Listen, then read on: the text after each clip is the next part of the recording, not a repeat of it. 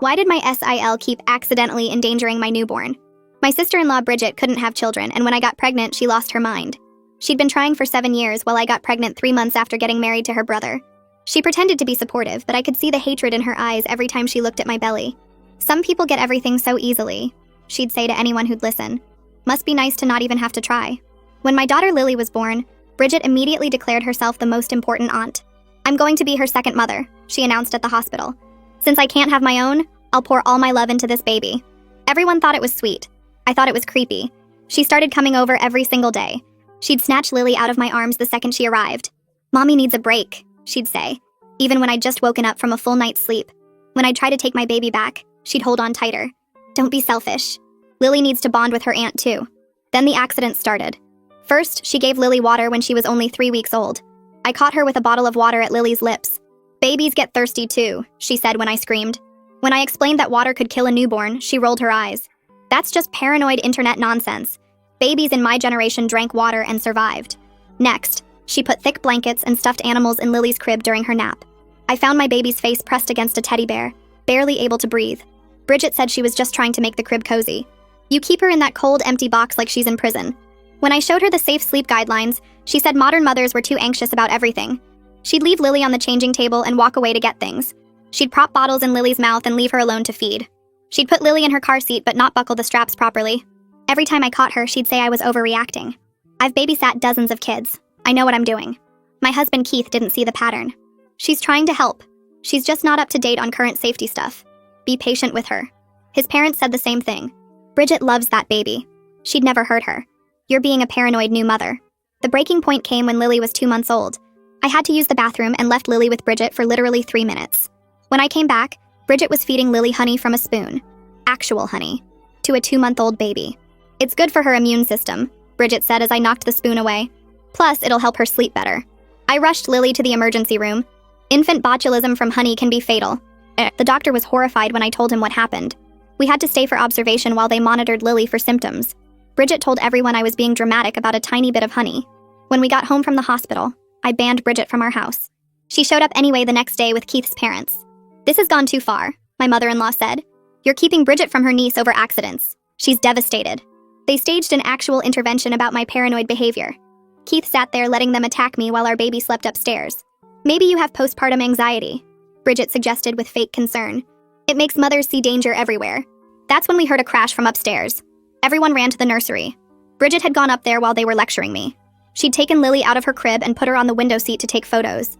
The crash was Lily rolling off onto the floor. My 2-month-old baby was on the floor screaming. But that wasn't the worst part. The window was wide open. The window seat was pushed right against it. If Lily had rolled the other direction, she would have fallen 2 stories onto concrete. Bridget stood there with her phone still in camera mode. I just wanted some photos with natural light, she said. Babies are tougher than you think. I called 911 while Keith finally lost it on his sister. The paramedics showed up faster than I expected, rushing through our front door with their equipment bags bouncing against their legs.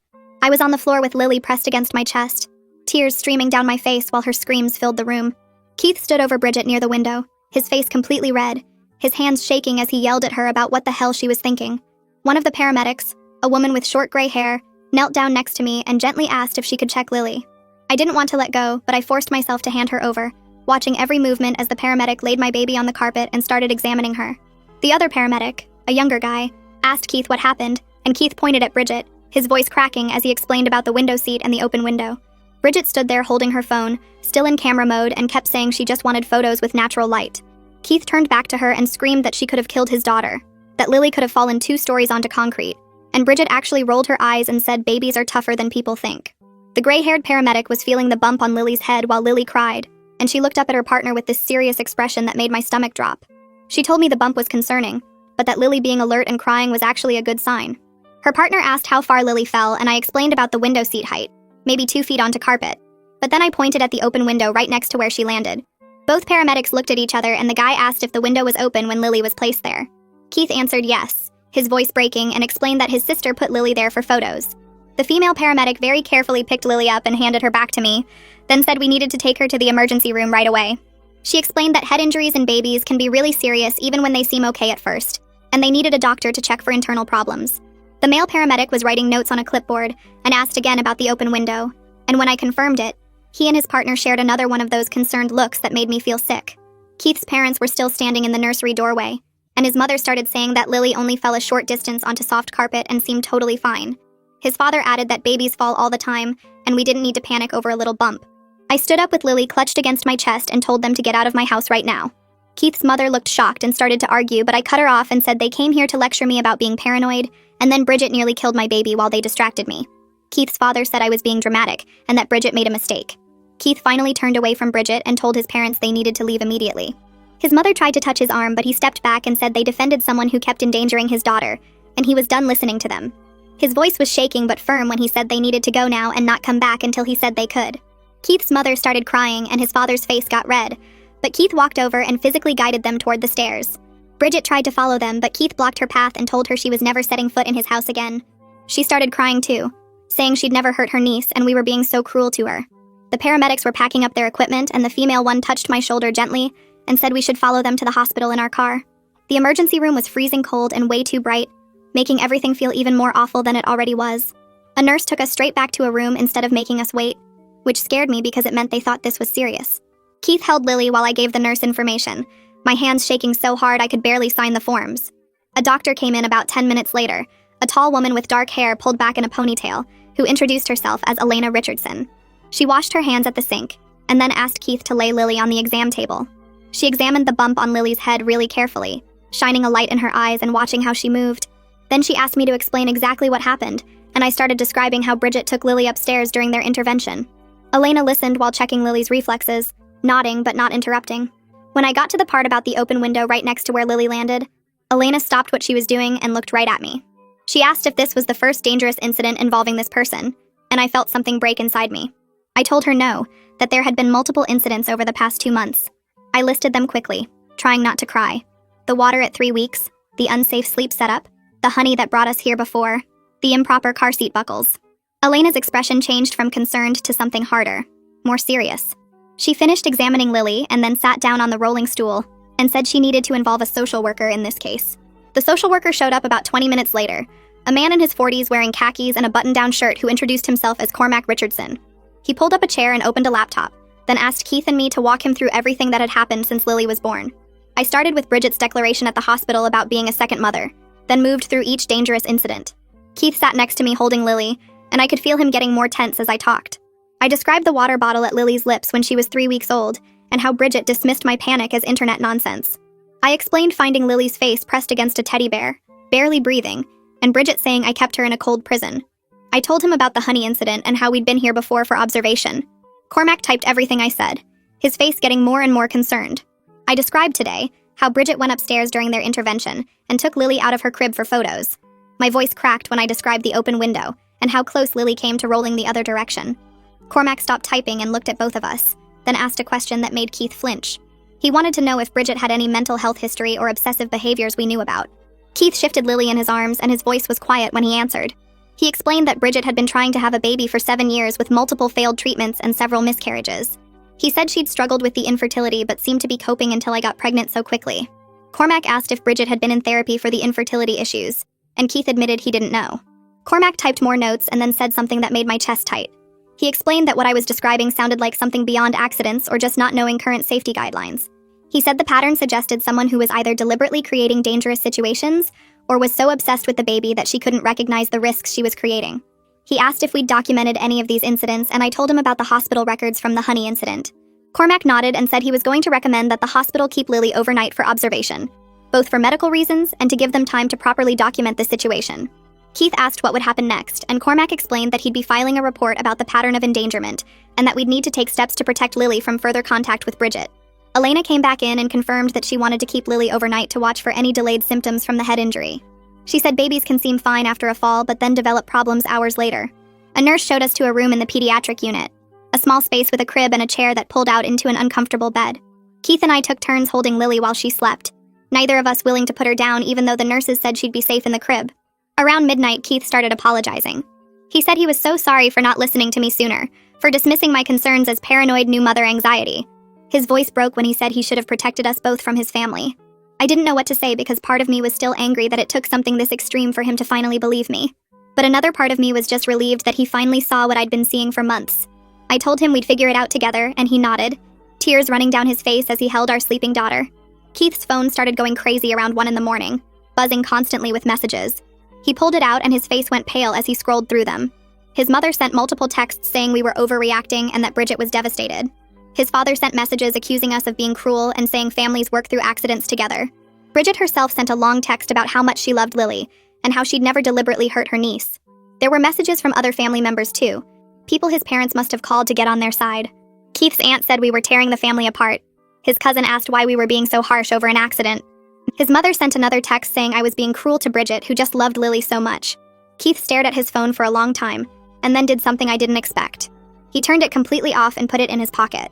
He looked at me and said his family could wait, that the only people who mattered right now were me and Lily. It was the first time since this whole thing started that I felt like he was really choosing us over them. Elena came to check on Lily early the next morning, examining her carefully and asking me questions about how she'd been overnight. I explained that Lily had eaten normally and didn't seem to be in pain. Elena listened to her heart and checked her reflexes again, then said she was comfortable discharging us. She sat down and looked at both Keith and me with this very serious expression. She said that based on what we'd told them and what the social worker documented, she was making a strong recommendation that we prevent any unsupervised contact with the person who caused these incidents. She didn't use Bridget's name, but it was completely clear who she meant. Elena explained that the pattern we described wasn't normal, and that our daughter's safety had to be our top priority. She said if there were any more incidents, the hospital would be required to report it to Child Protective Services, because repeated endangerment could be considered neglect on our part if we kept allowing access. Keith asked what we should do, and Elena said we needed to set firm boundaries and stick to them no matter what family pressure we faced. She handed us discharge papers with instructions about symptoms to watch for and a follow-up appointment for next week. We pulled into our driveway around 10 in the morning, and I felt exhausted in a way that went beyond just lack of sleep. Keith was driving, and he suddenly hit the brakes hard enough that I jerked forward. Bridget was sitting on our front porch with a huge bouquet of flowers and a giant stuffed bear next to her. She stood up when she saw our car, smiling like nothing had happened. Keith told me to stay in the car with Lily, and he got out, walking toward the porch with his shoulders tight. I rolled down my window so I could hear. Bridget started talking immediately, saying she was so glad Lily was okay, and she'd been worried sick all night. Keith cut her off and told her she needed to leave right now. Bridget's smile faded, and she said she just wanted to apologize and see that her niece was all right. Keith's voice was hard when he said she wasn't welcome here anymore and needed to go.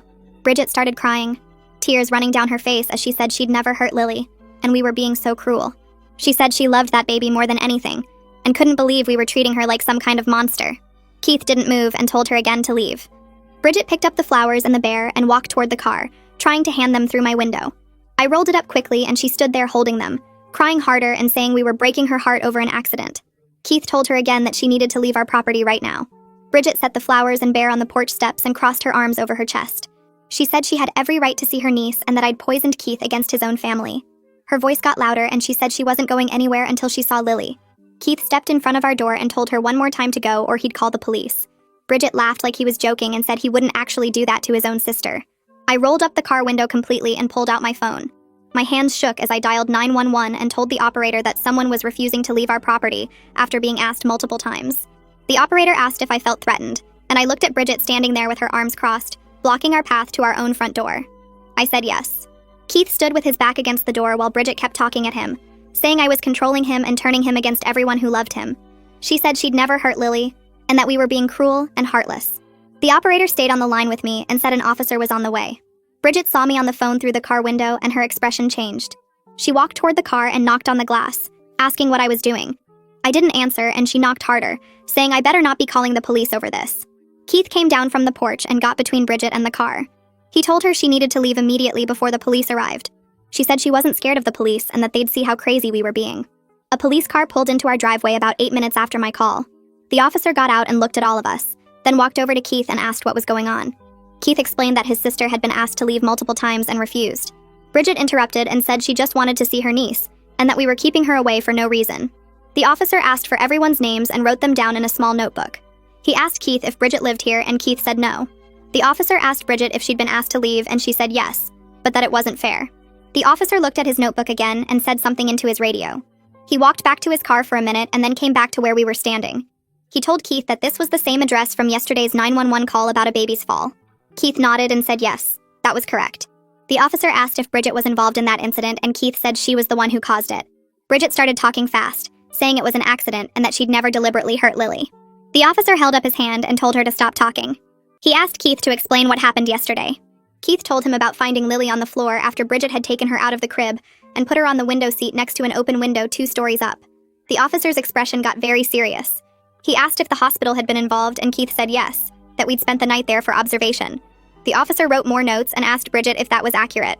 She said it was an accident, and that the window thing was being blown out of proportion. The officer told Bridget that she was being given a formal trespass warning, which meant she was not allowed on this property anymore. He said if she came back, she could be arrested. Bridget's face got red and she said this was ridiculous. The officer asked if she understood the warning and she said yes, but that it wasn't right. He told her she needed to leave now and she finally walked to her car. She got in and sat there for a minute before driving away. The officer gave Keith a copy of the report with a case number and said to call immediately if she came back. After he left, Keith and I sat in the car for a few minutes without saying anything. Lily was asleep in her car seat and I didn't want to move and wake her up. Keith's phone started ringing. He looked at the screen and said it was his parents calling from Bridget's phone. He answered, and immediately his father's voice came through loud enough that I could hear it from the passenger seat. His father was yelling about how we'd called the police on family, and that we were tearing everyone apart. Keith tried to talk, but his father kept going, saying Bridget was devastated, and that we were treating her like a criminal over accidents. His mother got on the phone and her voice was high and tight like she'd been crying. She said Bridget was sobbing and that we'd humiliated her in front of the neighbors. Keith finally got a word in and said that Bridget had refused to leave after being asked multiple times. His father said that didn't matter, that you don't call the police on family. Keith's voice stayed calm but firm when he said that Lily's safety came before anyone's feelings, including Bridget's. His mother asked how he could say that about his own sister, and Keith said because his sister had nearly let his daughter fall out a window yesterday. There was silence on the other end. His father said we were being dramatic and that Bridget would never have let anything happen to Lily. Keith asked if they'd seen the police report and the hospital records. His mother said those things were being taken out of context. Keith told them he had to go and ended the call. His phone immediately started ringing again, but he turned it off. We finally went inside and I put Lily in her crib. She didn't wake up during the transfer and I stood there watching her breathe for a long time. Keith came up behind me and put his hand on my shoulder. He said he was sorry for not seeing what was happening sooner. I didn't know what to say, so I just kept watching Lily sleep. That night I couldn't sleep at all. Every sound made me jump and I kept getting up to check on Lily even though she was fine. Keith found me standing in the nursery at 3 a.m. just staring at her crib. The next day was the same. I was exhausted but couldn't relax enough to sleep. Every time I closed my eyes, I saw Bridget's phone in camera mode and that open window. Keith noticed how jumpy I was and asked if I was okay. I said I was fine, but he didn't believe me. The second night was worse. I fell asleep around midnight but woke up at 2 thinking I'd heard something downstairs. Keith went down to check and found nothing, but I couldn't go back to sleep after that. On the third day, Keith sat me down and said I needed to talk to someone about what we'd been through. I started to say I was handling it, but he stopped me and said I wasn't sleeping, and I was constantly on edge. He said his family had put both of us through hell by dismissing my concerns and making me think I was crazy. He said maybe talking to someone would help. I made an appointment with a therapist that afternoon. 3 days after the police came, I was home alone with Lily while Keith was at work. I heard a car door slam outside and looked out the window. Keith's mother was walking up to our front porch. My stomach dropped. She knocked on the door and called out that she knew I was home. I didn't move. She knocked again, harder this time, and said she just wanted to see her granddaughter. I walked to the window next to the door where she could see me, but I didn't open it. I told her through the glass that she needed to leave.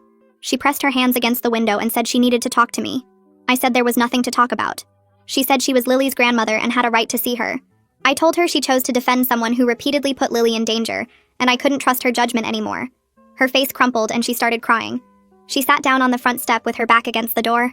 Through the window, I could hear her saying she was sorry. She said she should have taken things more seriously, but that cutting off the whole family was extreme.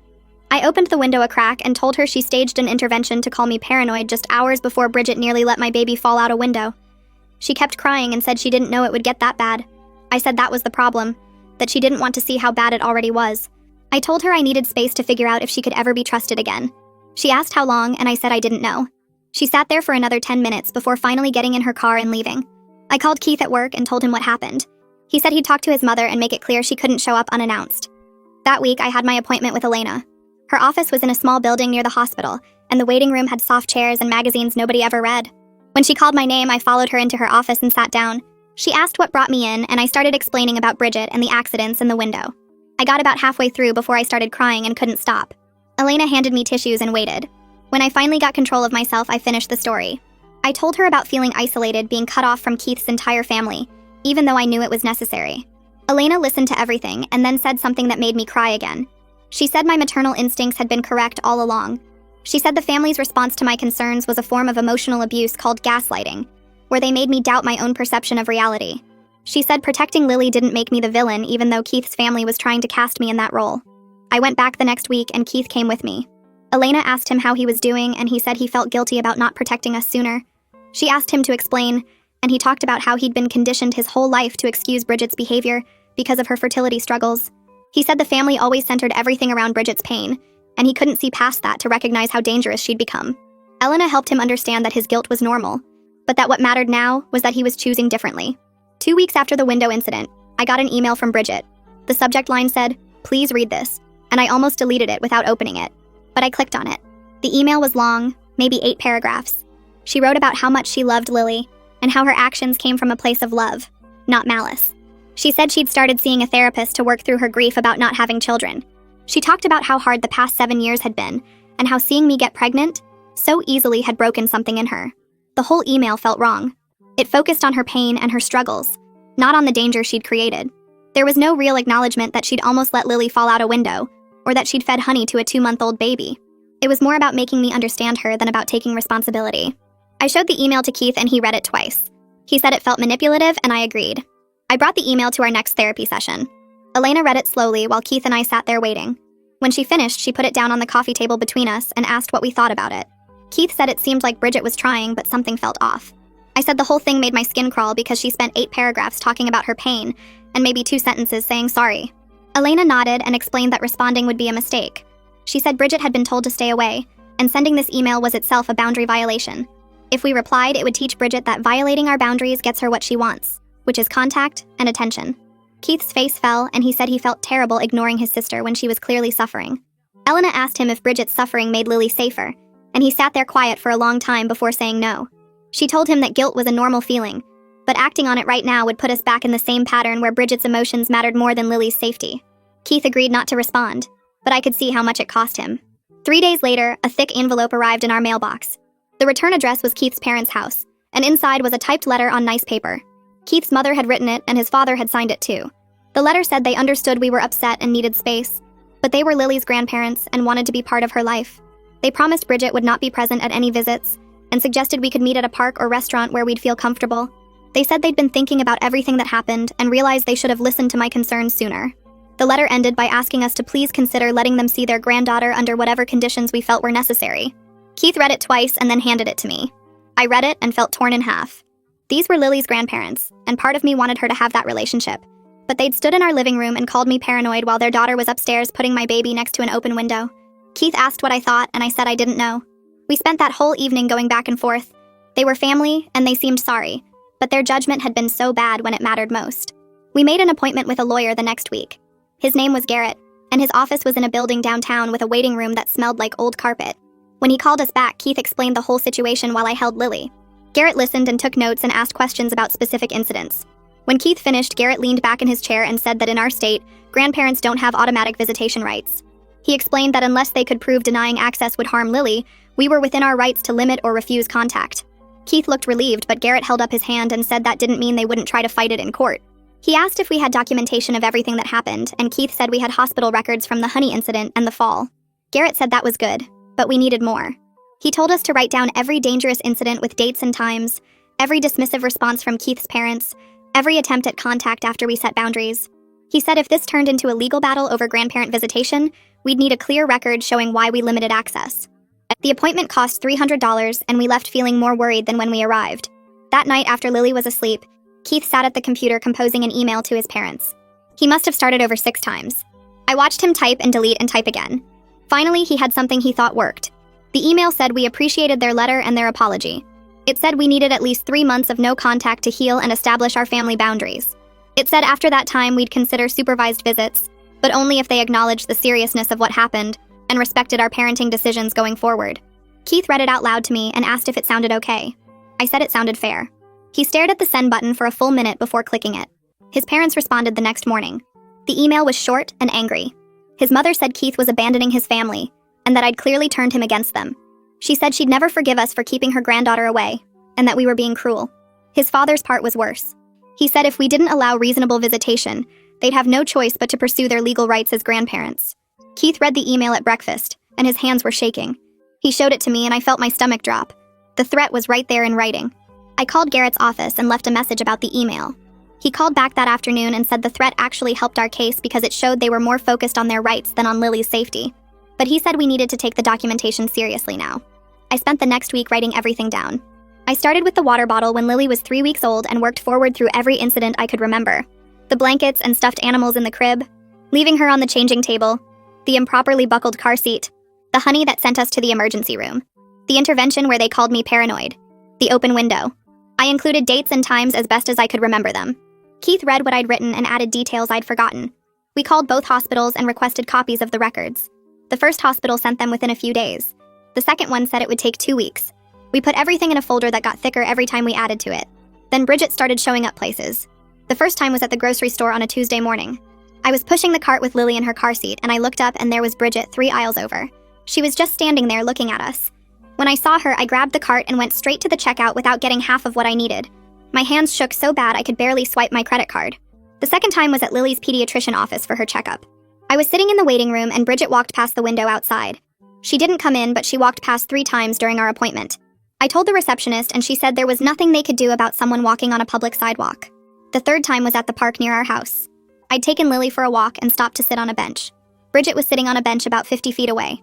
She didn't approach us or say anything, but she was watching. I picked up Lily and walked home fast, looking over my shoulder the whole way. Keith called Bridget that night. I could hear him from the other room even though I couldn't make out the words. His voice was loud and angry. When he came back, he said he'd told her that what she was doing was stalking and we'd get a restraining order if it continued. He said she acted innocent and claimed she had a right to shop at the same stores and visit the same places we did. Technically, she was right.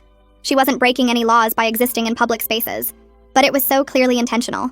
She knew where we'd be and she made sure we saw her. After that, I started having panic attacks every time I needed to leave the house with Lily. My chest would get tight and I couldn't breathe right. I'd imagine Bridget showing up wherever we were going. I'd picture her trying to take Lily or cause another accident. Keith had to come with me to the grocery store because I couldn't do it alone anymore. At my next appointment, Elena taught me some breathing exercises to use when the panic started. She had me practice noticing 5 things I could see, 4 things I could touch, 3 things I could hear, 2 things I could smell, and 1 thing I could taste. It helped a little, but not enough. We made a safety plan for different scenarios. If Bridget approached us in public, I'd walk away immediately and call Keith. If she tried to touch Lily, I'd yell for help and call the police. If she followed us, I'd drive to the police station instead of going home. Having plans made me feel slightly more in control, but I still felt scared every single time I left the house. Keith called his boss that afternoon and explained everything. He said he needed family leave to help me through a rough time and to protect our baby from a dangerous situation. His employer approved 2 weeks immediately. Keith hung up and told me he was staying home to make sure I felt safe, and to be ready if his family tried anything else. The next morning, we sat at the kitchen table with Lily sleeping in her bassinet between us. Keith said we needed to change our routines so Bridget couldn't predict where we'd be. I made a list on a notepad. We'd shop at the grocery store across town instead of our usual one. We'd go to the park in a different neighborhood. We'd vary what time we left the house each day. We'd only tell my best friend and my mom our actual plans. Keith added that we should use different routes when we drove places and park in different spots. It felt extreme, like we were hiding from a stalker. But that's basically what Bridget had become. We were hiding from his own sister because she'd shown up everywhere we went, watching us from a distance with that blank expression on her face. Keith reached across the table and squeezed my hand. He said he was sorry it had come to this, but Lily's safety was more important than feeling normal. We tested our new system that week. Keith drove us to a grocery store 20 minutes away that we'd never been to before. I kept looking over my shoulder the whole time we shopped, expecting to see Bridget appear at the end of an aisle. She didn't show up. We went to a park on the other side of town, and I actually relaxed enough to push Lily on the baby swings. No Bridget watching from a bench. We drove home using a longer route that took us through neighborhoods we didn't normally pass through. I started breathing easier. Maybe the unpredictability was working. Maybe she couldn't find us if she didn't know where we'd be. On Thursday afternoon, Garrett called and said he'd received a strange request. Bridget's therapist had contacted him asking if we'd participate in a joint family therapy session to work toward reconciliation. The therapist said Bridget was making progress in dealing with her infertility grief and wanted to repair the relationship with us. Garrett's voice got serious when he told me his advice. He said we had absolutely no obligation to participate in Bridget's therapy. He said these joint sessions could be used to manipulate us into dropping our boundaries. He said therapists sometimes pushed for reconciliation without fully understanding the danger involved. He told me to decline the request and not feel guilty about it. I thanked him and hung up. When Keith got home from picking up takeout, I told him about the call. He looked tired and sad, but he agreed with Garrett. We weren't going to help Bridget feel better about what she'd done. We were protecting our daughter, not managing his sister's emotions. The next week, Keith's phone started blowing up with messages from extended family. His cousin sent a long text calling us vindictive and saying we were punishing Bridget for something that wasn't entirely her fault. His uncle left a voicemail saying we needed to be more forgiving.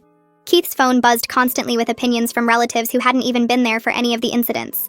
But then Keith's aunt called, the one who'd always been quiet at family gatherings. She said she wanted to talk to both of us, so Keith put her on speaker. His aunt said she'd watched Bridget's behavior with Lily from the beginning, and it had made her uncomfortable. She said Bridget's obsession with being Lily's second mother had seemed unhealthy even before the dangerous incidents. She said she supported our decision completely and thought we were doing the right thing by protecting our daughter. She apologized for not speaking up sooner when she'd noticed something was off. After we hung up, I cried with relief. At least one person in Keith's family understood. At least we weren't completely alone in this. 3 months passed. The constant vigilance became our new normal.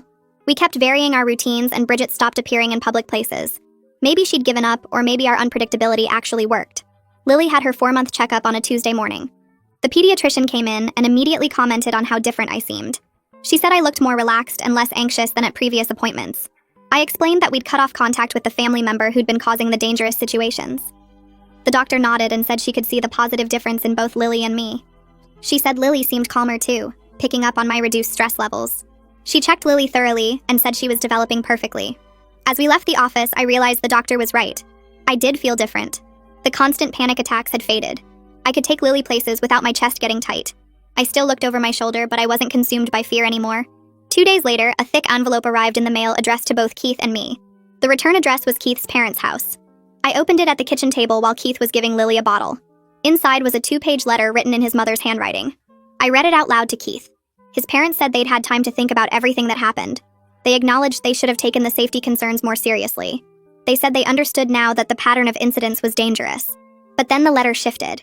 They called each incident a mistake rather than part of a deliberate pattern. They said Bridget had made errors in judgment, not intentional choices to endanger Lily. The final paragraph asked for immediate reinstatement of grandparent visits. They wanted to see Lily regularly again, starting as soon as possible. I put the letter down and looked at Keith. He was staring at the paper with his jaw clenched. He said the apology was a start, but they still didn't get it. They still thought Bridget had just been careless instead of dangerous. They still weren't fully accepting what had happened.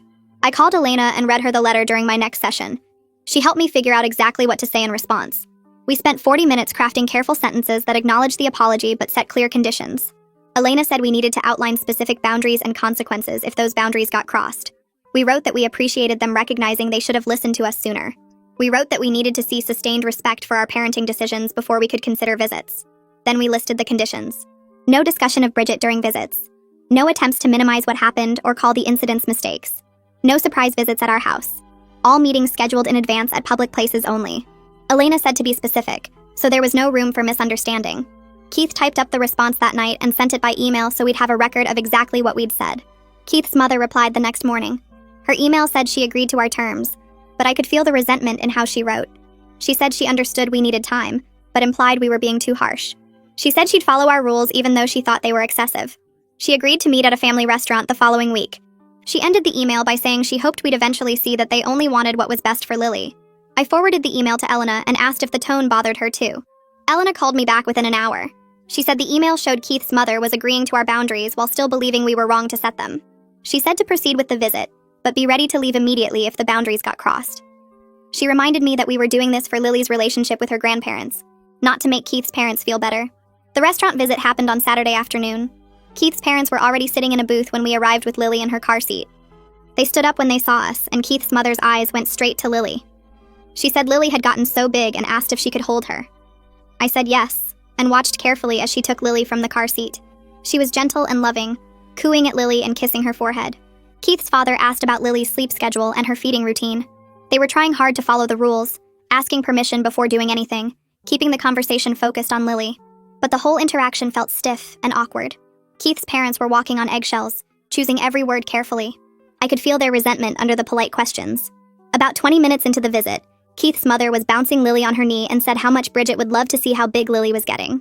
The words just slipped out, like she couldn't help herself. I put down my water glass and looked directly at Keith's mother. I reminded her that discussing Bridget was off limits. That was one of the specific conditions we'd set. Keith's mother's face flushed red and she apologized quickly. But then she added that it was hard to pretend her daughter didn't exist. She said Bridget was still part of the family even if we couldn't see that right now. I felt the familiar frustration rising in my chest. They still didn't understand. They thought we were punishing Bridget or holding a grudge. They couldn't see that this was about keeping Lily safe from someone who'd repeatedly put her in danger. Keith reached under the table and put his hand on my leg, a signal that he'd handle this. He told his mother that we weren't asking her to pretend Bridget didn't exist. We were asking her not to talk about Bridget during the limited time we were allowing them with Lily. He said if she couldn't follow that one simple rule, we'd have to leave and try again another time. His mother pressed her lips together and nodded. She handed Lily back to me and said she understood, but I could see in her eyes that she didn't really understand at all. The rest of the drive home was quiet.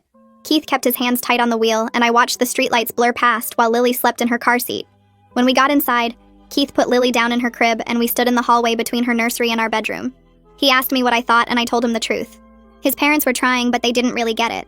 They thought we were punishing them, and they were being patient with us until we got over it. Keith ran his hand through his hair and said he'd noticed the same thing.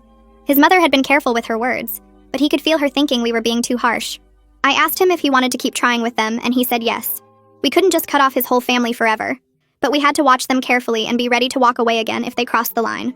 I agreed, and we decided to schedule another visit in 2 weeks at the same restaurant. The second visit started okay.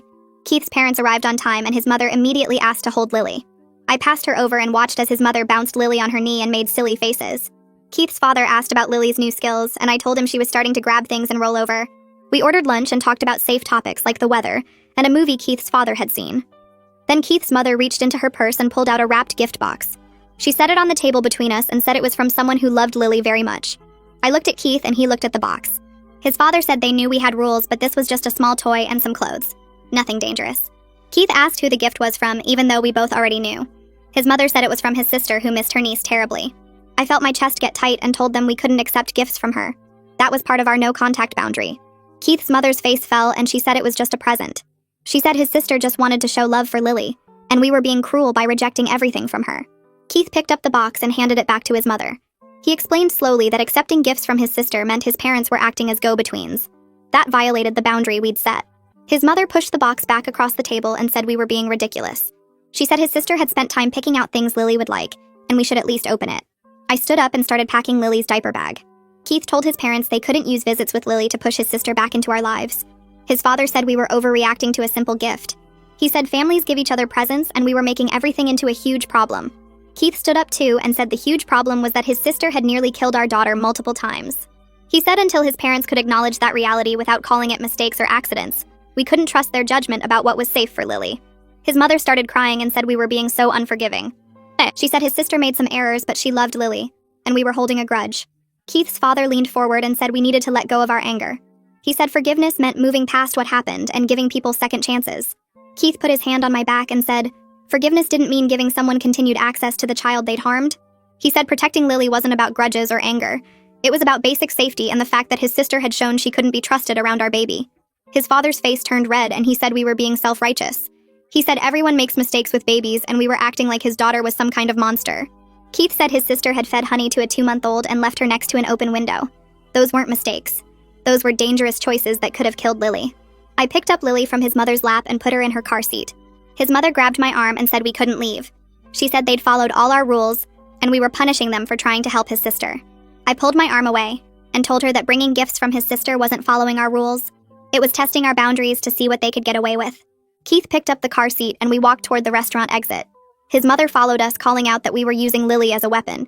She said we were punishing the whole family and keeping her granddaughter away to hurt them. Keith stopped at the door and turned around. He told his mother that this was about protection, not punishment. He said if she couldn't understand the difference, then we needed another break from contact. His father stood up and said we were making a huge mistake. He said we'd regret cutting off family over our pride. Keith said keeping Lily safe was never something we'd regret, and we walked out to the parking lot. We drove home in silence again. Keith's hands were shaking on the steering wheel, and I could see tears on his face. When we got inside, he sat on the couch with his head in his hands. I put Lily in her bouncer and sat next to him. He said he couldn't believe his parents still didn't get it. After everything that happened, they still thought we were being too harsh on his sister. I put my hand on his knee and said some people would never fully understand. Keith said he'd thought if we gave them time and set clear boundaries, they'd eventually see why we had to protect Lily. But they were never going to choose our daughter's safety over his sister's feelings. He said he didn't know if he could keep trying with them. I told him we didn't have to decide anything right now. We could take another break and see how we felt in a few weeks. Keith nodded and wiped his eyes. He said he needed to email them and tell them we were taking space again. I said I'd help him write it. I called Elena the next morning and asked if she had any openings that week. She fit us in 2 days later, and Keith and I sat in her office while Lily played on a blanket on the floor. Elena asked how the visits with Keith's parents had gone, and I told her about the gifts from his sister. Keith explained how his parents had defended bringing them, and how the whole visit had fallen apart. Elena nodded and said she wasn't surprised. She said some family members never fully accept responsibility for enabling harmful behavior. They might acknowledge that something bad happened, but they'll always minimize it or spread the blame around. Keith asked if his parents would ever really understand why we had to keep his sister away from Lily. Elena said maybe, and maybe not. She said the important thing was that we couldn't wait for them to understand before we protected our daughter. We had to accept that we might never have the close relationship with his parents that we'd hoped for. Keith's voice cracked when he said that was hard to accept. Elena said of course it was hard. He was grieving the loss of family relationships he'd thought he'd have. He'd imagined his parents being involved grandparents and his sister being a loving aunt. Instead, he was choosing between his daughter's safety and his extended family. That was a terrible position to be in, and it was okay to feel sad about it. Keith talked about how he'd always pictured Lily growing up close to his parents. He'd imagined Sunday dinners and holidays and his parents babysitting while we went on date nights. He said he felt guilty that Lily wouldn't know her grandparents the way he'd known his. Elena leaned forward and said Keith was building something important, even if it didn't look like what he'd imagined. He was creating a new family culture based on safety and healthy boundaries. He was teaching Lily that her parents would always protect her even when it cost them relationships they valued. That was a gift even if it meant losing toxic extended family connections. She said Lily would grow up knowing her parents put her first, and that was more valuable than having grandparents who enabled dangerous behavior. Keith nodded slowly and said he'd never thought about it that way. Elena said grief and doing the right thing could exist at the same time. He could feel sad about losing his family while also knowing he was making the only choice that kept Lily safe. 5 months passed. We settled into a routine without Keith's parents or his sister. Lily was 7 months old and starting to sit up on her own. Keith and I had found a rhythm as parents, and I wasn't having panic attacks anymore when we left the house. Then a letter arrived from a law office I didn't recognize. I opened it standing at the mailbox and felt my stomach drop. It was a cease and desist letter on behalf of his sister claiming we were defaming her. The letter said we'd been telling people she'd endangered Lily, and that these false statements were damaging her reputation. It demanded we stop making these claims immediately or face legal action. I walked inside and handed the letter to Keith. He read it twice and then called Garrett. We met with him the next afternoon and he read through the letter carefully. He said it was baseless because we'd only shared truthful information with medical professionals and immediate family. Truth was a complete defense against defamation. But he said the letter showed his sister's continued refusal to accept responsibility for what she'd done. Instead of acknowledging her dangerous behavior, she was trying to silence us legally. Garrett said the legal threat might actually backfire on her. He explained that responding to it would require him to prepare formal documentation of everything that happened. He'd gather all the hospital records from the Honey incident and the fall. He'd get statements from the doctors who treated Lily. He'd document every dangerous incident with dates and details. He said if she actually pursued a defamation case, we'd use all this evidence in court. That would create a permanent public record of her actions that anyone could access. It would be much worse for her reputation than anything we'd said privately to family. Keith asked if we should be worried about her filing an actual lawsuit. Garrett said probably not once her lawyer saw the evidence we had. Most lawyers wouldn't take a defamation case when the defendant could prove everything they said was true. He said he'd send a response letter outlining the documented pattern of child endangerment and noting that any further legal action would result in us pursuing a restraining order. Garrett spent the next week pulling together everything we had. He got copies of the emergency room records from both hospital visits. He got statements from the doctors who treated Lily. He compiled my written accounts of each incident with specific dates and details. He organized all the text messages and emails from Keith's family. When he finished, he had a folder 2 inches thick documenting his sister's dangerous behavior. He drafted a response letter to her lawyer that was 4 pages long. It listed every incident in clinical detail. It included references to the medical records and doctor statements. It explained that we'd shared truthful information about actual events, and that truth was a complete defense to defamation. The letter ended by noting that if she pursued any further legal action, we would seek a restraining order and use all this documentation to support it. Garrett sent the letter, and we waited. 2 weeks went by, and we heard nothing. Then 3 weeks. Garrett said the silence suggested her lawyer had advised her to drop it. He said any competent attorney would look at our evidence and tell her she had no case. More importantly, they'd tell her that pursuing it would only create the public record of her actions that she was trying to prevent. A week after Garrett sent his response to her lawyer, Keith got a call from his aunt who'd been at the hospital the day Lily was born. She asked if we could meet for coffee and said it was important. Keith went alone while I stayed home with Lily. He came back 2 hours later looking exhausted but also relieved. His aunt had heard from multiple family members that Bridget was telling everyone a completely different story about what happened.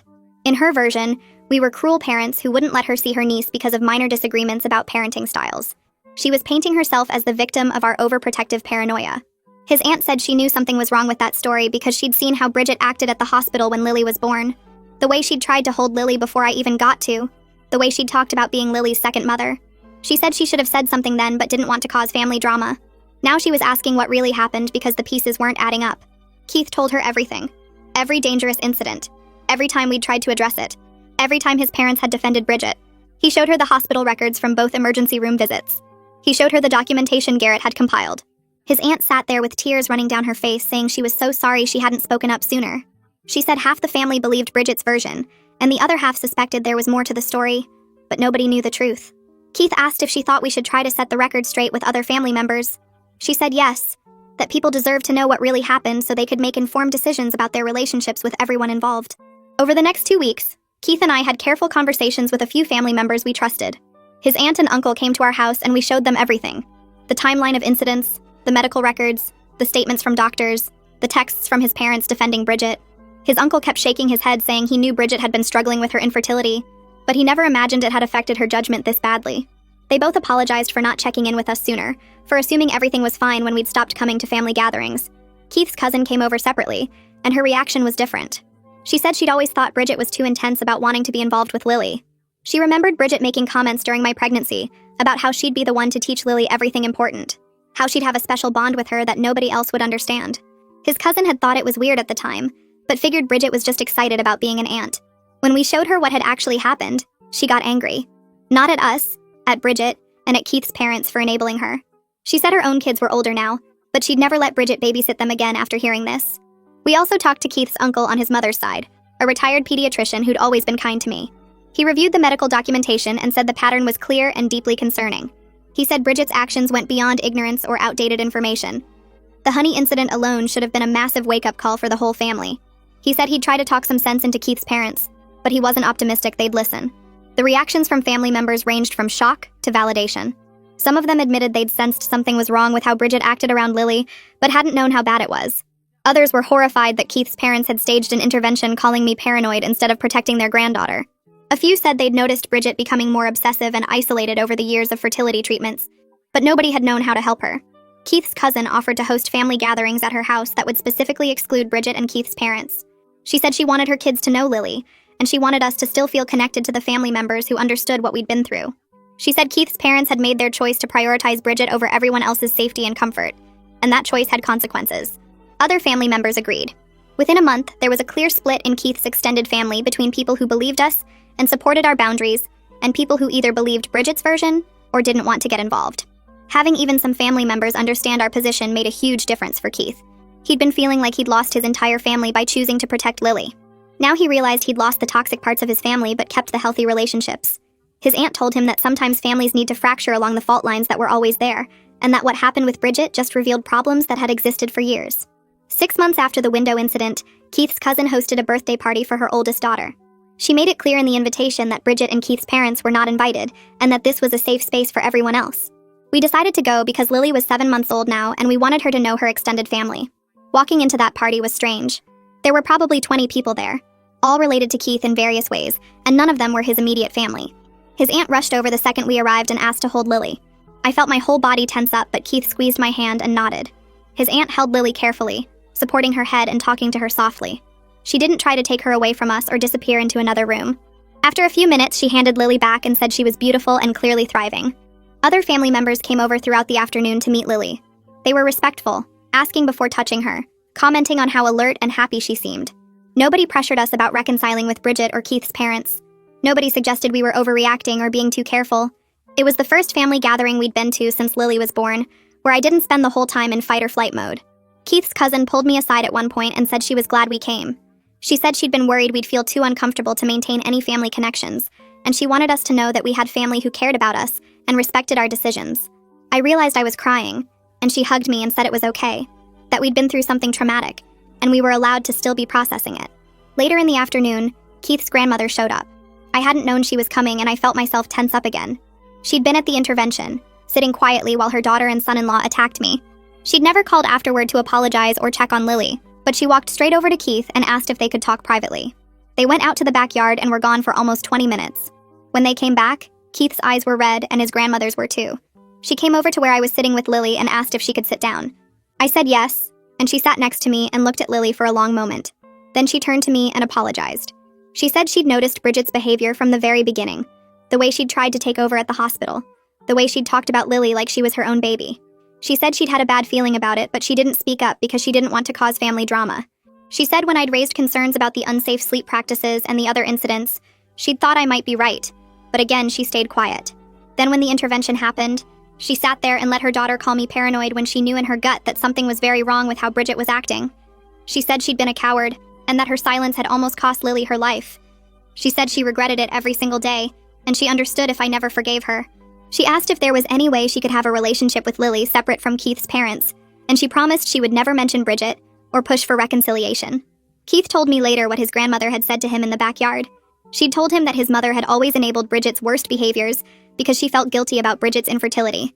His mother had 3 kids easily, and Bridget couldn't have any, and his mother had spent years trying to make up for that by letting Bridget have whatever she wanted. When Bridget became obsessed with Lily, his mother couldn't see it as dangerous because she was too busy trying to help Bridget fill the void of not having her own child. His grandmother said she'd tried to talk to her daughter about it, but his mother wouldn't listen. She said the family had been conflict avoidant for generations, and that pattern had enabled Bridget's behavior to escalate to the point where a baby almost died. She said Keith was breaking that pattern by choosing his daughter's safety over family peace, and she was proud of him even though it meant fracturing the family. She said she wanted to be part of the new family dynamic he was building, one based on healthy boundaries instead of enabling dangerous behavior. Keith had cried and told her he appreciated her apology and her honesty. We agreed that his grandmother could have supervised visits with Lily. She came over the following week and sat with us for an hour, holding Lily and playing with her while we watched. She didn't try to take over or give unwanted advice. She just enjoyed her great-granddaughter and respected our space. When she left, she thanked us for giving her a chance and said she'd do whatever it took to rebuild our trust. I'd been seeing Elena for 7 months at that point, and the therapy was helping. I was finally able to leave the house with Lily without having constant panic attacks.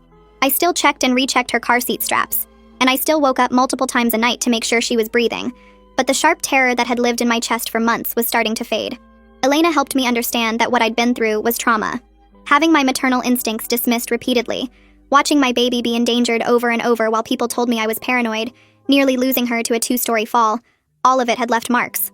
She said healing didn't mean going back to who I was before. It meant learning to live with what happened and trust myself again. I told her I didn't think I'd ever be the carefree mother I'd imagined being before Lily was born. She said that was okay, that being vigilant about my daughter's safety wasn't a character flaw. The difference now was that I could take Lily to the park or the store without feeling like danger was lurking everywhere. I could let trusted family members hold her without hovering. I could put her down for a nap without checking on her every 5 minutes.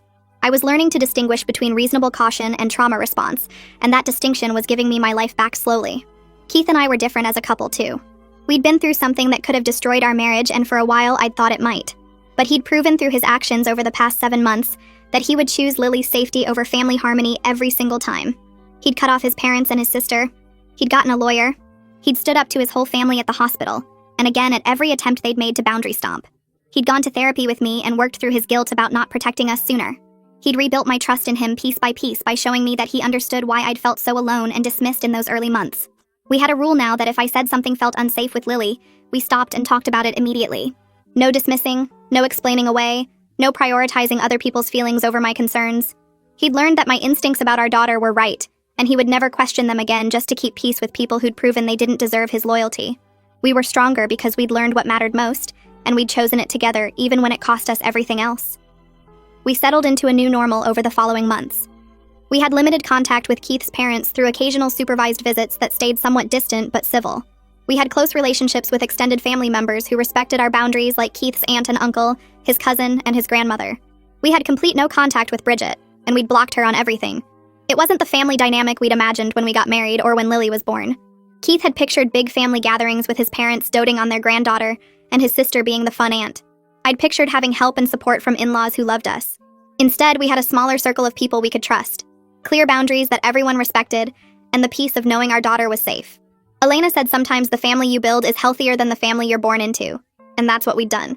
We'd built a family structure around safety and respect instead of obligation and guilt. Keith's parents slowly started to accept that they wouldn't have the grandmother relationship they'd wanted unless they fully respected our parenting decisions. They stopped bringing up Bridget at visits.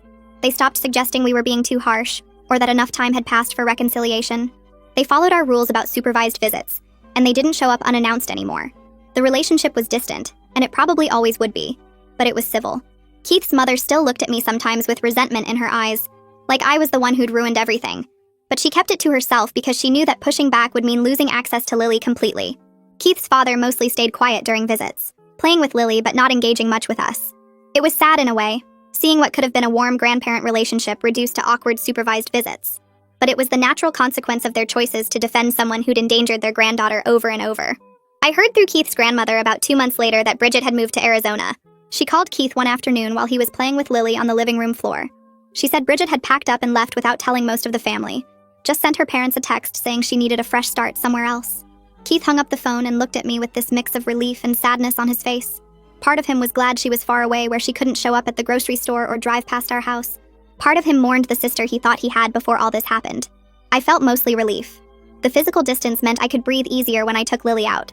But we didn't change our boundaries just because Bridget moved across the country. Geography didn't fix what was broken in her or erase what she'd done. She could move to Alaska, and it wouldn't change the fact that she'd repeatedly put my daughter in danger. The no-contact rule stayed in place because distance doesn't heal someone who refuses to see they were wrong. Lily's first birthday approached faster than I expected. I'd spent so many of those early months in survival mode, just trying to keep her safe and get through each day. Now she was almost walking, babbling constantly, and had this huge smile that lit up her whole face. I looked at her one morning while she ate breakfast and realized how different everything felt. I trusted my gut completely now. When something felt wrong with Lily, I acted on it immediately without second-guessing myself or worrying about seeming paranoid. I'd built a circle of people around us who respected our rules and understood why they existed. Keith's aunt checked in regularly. His cousin invited us to family things that felt safe. Elena had become more than just our therapist. She was someone I could call when I needed to talk through hard decisions.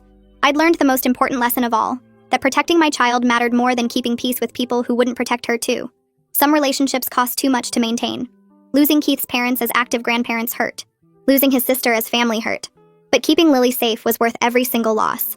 We planned Lily's birthday party at our house with the people who'd supported us through everything. Keith's aunt and uncle came early to help set up decorations. His cousin brought his kids who were gentle with Lily and followed all our safety rules. Elena arrived with a gift wrapped in bright paper covered in butterflies.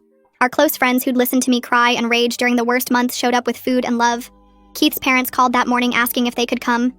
Keith told them they could stop by for an hour, but that was it. They arrived right on time, looking uncomfortable and out of place among people who genuinely celebrated with us instead of judging us. Keith's mother held Lily for a few minutes and sang happy birthday with everyone else. His father took some photos. But they left before we cut the cake, saying they had other plans. Their early exit stung less than I thought it would. I'd expected to feel sad or angry watching them leave. Instead, I felt okay. We had a whole room full of people who loved Lily and respected us as her parents. I watched Lily sit in her high chair with her smash cake in front of her. She looked at it for a second like she wasn't sure what to do. Then she grabbed a handful and squeezed it between her fingers, laughing as frosting went everywhere. Everyone gathered around taking pictures and cheering her on. She was covered in blue frosting, grinning at all the attention, completely safe and happy.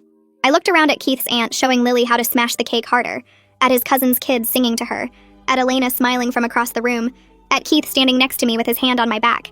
These people would never deliberately put Lily in danger. They would never dismiss my concerns or tell me I was being paranoid. They would never choose someone else's feelings over my daughter's safety. The fracture with Keith's family left scars I'd probably carry forever. I was more careful now, more cautious about who I trusted around Lily. I still had moments where I checked on her sleeping just to make sure she was breathing. But my daughter was safe. She was thriving. She was surrounded by people who would protect her the way she deserved. That was what mattered most. Everything else, all the pain and loss and family drama, was worth it for this moment right here.